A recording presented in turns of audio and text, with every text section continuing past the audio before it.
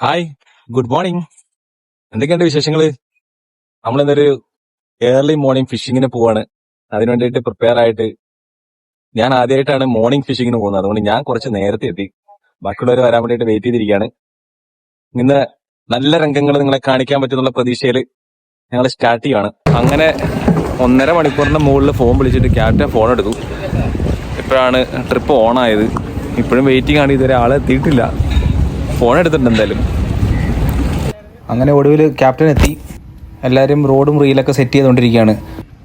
അതിരാവിലെ സൂര്യൻ ഉദിച്ചു വരുന്ന സമയത്ത് ഫിഷിങ്ങിന് പോയിട്ടുണ്ടോ? ആ ഒരു അനുഭവം പറഞ്ഞറിയിക്കാൻ പറ്റത്തില്ല. അത് പോയി തന്നെ എക്സ്പീരിയൻസ് ചെയ്യണം. പറന്ന് പൊക്കോണ്ടിരിക്കുകയാണ് 12 മണി വരെയെങ്കിലും ഫിഷ് ചെയ്യണം എന്നാണ് ഞങ്ങളുടെ പ്ലാൻ. രാവിലെയുള്ള കാഴ്ചകൾ നമ്മൾ ക്യാമറയിൽ ഒപ്പിയെടുക്കുന്നതിനേക്കാളും അതിമനോഹരമാണ് നേരിട്ടുള്ള കാഴ്ചകൾ. എല്ലാ പ്രാവശ്യത്തെയും പോലെ തന്നെ ശുഭപ്രതീക്ഷയിൽ കൈ നിറയെ മീനുമായിട്ട് തിരിച്ചു വരാമെന്നുള്ള പ്രതീക്ഷയിൽ അങ്ങോട്ട് സ്റ്റാർട്ട് ചെയ്തു.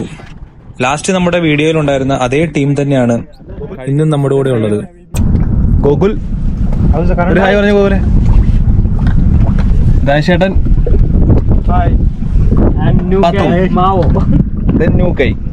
ക്യാപ്റ്റനെ മാത്രം നമ്മൾ മാറി, കാരണം അത് വേറെ ബോട്ടാണ്.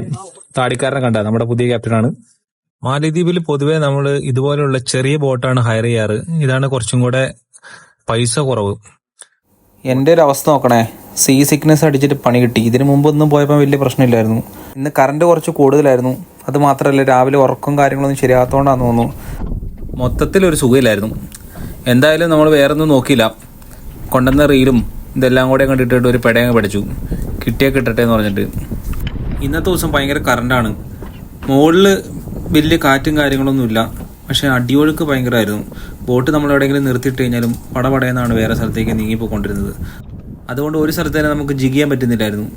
നമ്മുടെ റഡാറിൽ 157 മീറ്ററിന് മുകളിൽ താഴ്ച ഉണ്ടെന്ന് പറഞ്ഞ് കാണിച്ചിട്ട് ജിഗ്ഗിങ് സ്റ്റാർട്ട് ചെയ്തപ്പോഴത്തേനും നമ്മുടെ ക്യാപ്റ്റൻ പറഞ്ഞു, സംഗതി മുകളിലേക്ക് എടുത്തോ, 18 മീറ്ററേ താഴ്ചയുള്ളൂ. അതായിരുന്നു ഇന്നത്തെ അവസ്ഥ. വെളിയിലെ ക്ലൈമറ്റ് അടിപൊളിയായിരുന്നു, കാറ്റും കാര്യങ്ങളൊന്നും ഇല്ലായിരുന്നു. പക്ഷെ അടിയൊഴുക്ക് ഭയങ്കര കൂടുതലായിരുന്നു. 2.5 മൈൽ പെർ അവർ അങ്ങാണ്ടായിരുന്നു അടിയൊഴുക്കിന്റെ സ്പീഡ്. ഇന്ന് കടലമ്മ എനിക്കെതിരായിരുന്നു. എനിക്കതുകൊണ്ട് ഒന്നും കിട്ടിയില്ല.